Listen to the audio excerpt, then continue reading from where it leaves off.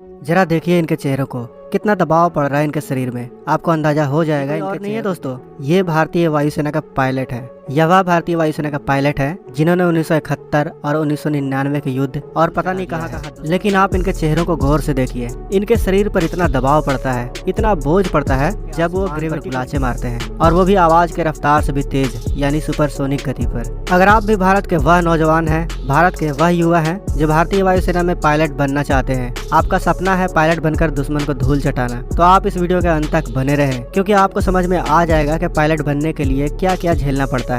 जब कभी भी आप भारतीय वायुसेना के पायलट को देखते होंगे तो आपकी नजर उसके हरे रंग के सूट पर जरूर जाती होगी। क्या आपने कभी सोचा है कि जेट उड़ाते वक्त पायलट हरे रंग का सूट क्यों पहन लेते हैं? क्यों इस सूट को पहने बिना दुनिया का कोई भी पायलट राफेल, मिग या सुखोई जैसे लड़ाकू विमान को उड़ा नहीं सकता? दरअसल इस सूट को जी सूट कहा जाता है, जो फाइटर पायलट को जी फोर्स से बचाता है। जी फोर्स यह वह खतरनाक बल है जिसे झेलने की काबिलियत हर फाइटर पायलट के शरीर में होनी चाहिए, वरना हवा में ही उसकी जान जाने से कोई नहीं रोक सकता। आज हम आपको इस वीडियो में बताएंगे कि आखिर यह जी फोर्स है क्या, जी फोर्स कैसे उससे बचाने में मदद करता है, और कैसे इस फोर्स को झेलने के लिए पायलट को बेहद ही टफ ट्रेनिंग से होकर गुजरना पड़ता है। यानी क्या क्या झेलना पड़ता है भारतीय वायुसेना का पायलट बनने के लिए। भारतीय वायुसेना का पायलट किसी इवेंट में करतब दिखाते समय या जंग के दौरान बहुत ही जाबाजी के साथ उड़ान भरते हैं और अपना शानदार प्रदर्शन दिखाते हैं। लेकिन क्या आपने कभी सोचा है कि यह काम कितना जोखिम भरा हो सकता है? खुले आसमान में फाइटर पायलट को देखना रोमांच से भरा हो सकता है, पर यह आपको जानकर हैरानी होगी कि जब फाइटर पायलट आसमान में होते हैं तो उनके दिमाग का खून सूखने लगता है, और यह सब होता है जी फोर्स के कारण।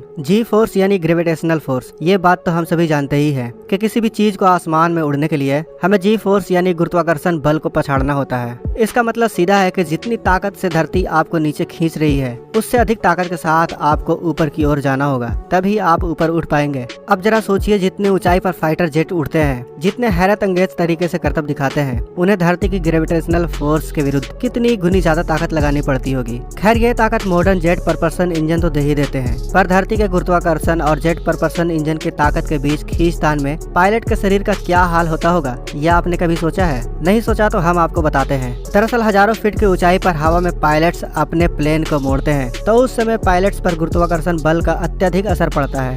दिमाग का खून पैरों की तरफ जाने लगता है, जिसके कारण दिमाग में खून की कमी हो जाती है। दिमाग में खून की कमी के होने के कारण पायलट की आंखों की रोशनी धीरे धीरे कम होने लगती है। कई बार तो वो बेहोश भी हो जाते हैं। दोस्तों, हवा में पायलट जिस जी फोर्स का सामना करते हैं वो वही है जिसे हम रोवर कोस्टर या किसी मीना बाजार वाले लगे जायंट व्हील में सवार होने के दौरान महसूस करते हैं। हालांकि झूलों में या रोवर कोस्टर में बहुत कम समय के लिए ग्रेविटेशनल फोर्स को हम महसूस करते हैं, जबकि लड़ाकू विमान में पायलट्स की बॉडी पर पड़ने वाली जी फोर्स बहुत ही ज्यादा तीव्र होती है और लंबे वक्त तक रहती है। आप ये भी जान लीजिए कि हजारों फीट की ऊंचाई पर बिजली की रफ्तार उड़ान भरने के दौरान पायलट जिस इंटेंसिटी के जी फोर्स का सामना करते हैं, उससे उनके शरीर पर कितने खतरनाक और अमानवीय दबाव पड़ता है। जब fighter plane high altitude climb करता है, यानी जब उड़ान के बाद फाइटर जेट आसमान में फर्राटे भरता है, तब जी फोर्स का दबाव पायलट के शरीर पर बहुत ज्यादा बढ़ने लगता है। इस दौरान पायलट के दिमाग में मौजूद खून तेजी से शरीर के दूसरे हिस्सों तक बढ़ने लगता है, और अत्यधिक जी फोर्स होने की वजह से पायलट का दिमाग पूरी तरह से रक्त विहीन हो सकता है, जिससे आंखों के सामने अंधेरा छा जाना, बेहोश हो जाने जैसी गंभीर समस्या हो सकती है। दोस्तों, हाई स्पीड कार या ट्रक में जरा देर के लिए आंख लग जाने से बड़ा हादसा हो जाता है, तो सोचिए अगर फाइटर जेट का पायलट बेहोश हो जाए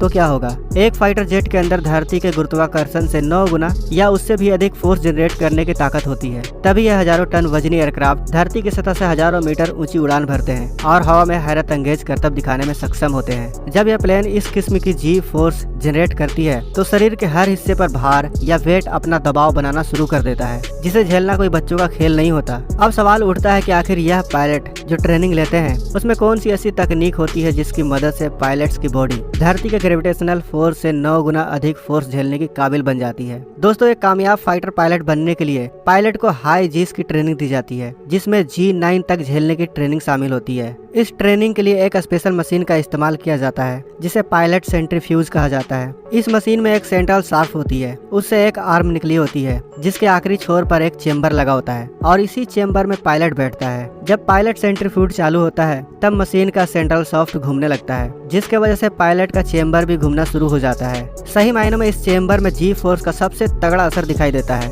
ट्रेनी पायलट की माने तो जितना जी फोर्स का सामना पायलट इस चेम्बर में करता है उतना फोर्स तो फाइटर जेट में भी नहीं होता। लेकिन यह वर्स्ट केस सिनेरियो पर बेस्ड ट्रेनिंग होती है, तो हाई जी ट्रेनिंग असल विमान उड़ाने से ज्यादा मुश्किल होती है दोस्तों। अब सवाल उठता है कि इस खतरनाक सेंट्रीफ्यूज में आखिर पायलट को क्या करना होता है जिससे वह खतरनाक लेवल के जी फोर्स को झेल सके। तो इसके लिए खास तौर पर पायलट के लिए डिजाइन किया गया है AGSM टेक्निक, एंटी जी ट्रेनिंग मैनूवर। यह वो टेक्निक है जिसके जरिए पायलट को कॉकपिट के भीतर अवेक और अलर्ट रहने के तरीके सिखाए जाते हैं। इसके लिए पायलट को फेफड़े में पूरी तरह सांस भरना सिखाया जाता है, उसके बाद कंठ बंद कर लेना और कंधों के मसल और टांगों के काफ मसल को सिकोड़ लेना सिखाया जाता है। यह सब बिल्कुल तालमेल से करना होता है ताकि मस्तिष्क के खून के बहाव को पैरों की तरफ जाने से रोका जा सके। और अगर ऐसा करने से पायलट असफल हो गया यानी मैनूवर फेल हो गया तो नतीजा घातक हो सकता है दोस्तों। आंखों के सामने अंधेरा छा सकता है, बेहोश हो जाना या फिर कार्डिक अरेस्ट जैसे खतरनाक मुसीबतों का सामना करना पड़ सकता है। दोस्तों अगर बात करें जी सूट की, जिसकी बात हमने वीडियो के शुरुआत में की थी,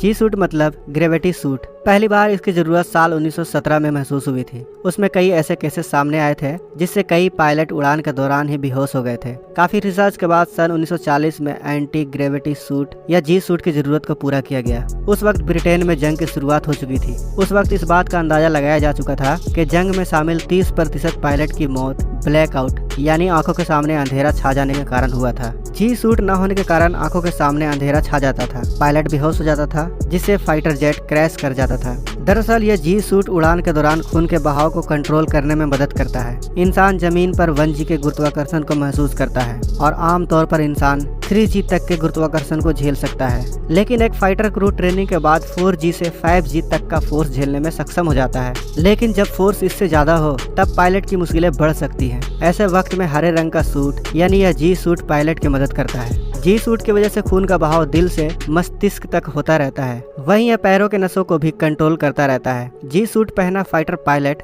5G या इससे भी अधिक गुरुत्वाकर्षण झेल सकता है। हजारों मीटर की ऊंचाई पर दुश्मन को मार गिराना कोई बच्चों का खेल नहीं होता है दोस्तों। देश के जाबाज फाइटर पायलट बनने के लिए किस तरह मुश्किलों का सामना करना पड़ता है, यह बात आपको इस वीडियो में पता चल गया होगा दोस्तों। तो दोस्तों देश के ऐसे जाबाजों के लिए एक लाइक और इस वीडियो को दोस्तों के साथ शेयर करना तो बनता है। दोस्तों अभी शेयर करें इस वीडियो को ताकि और लोगों को भी पता चल सके कि वायुसेना के पायलट कितनी मुश्किल परिस्थिति में रहकर भी दुश्मनों को मार गिराते हैं। आशा करते हैं वीडियो अच्छी लगी होगी। वीडियो अच्छी लगी है तो वीडियो को लाइक और शेयर जरूर करें। मिलते हैं अगले वीडियो में। जय हिंद, जय भारत।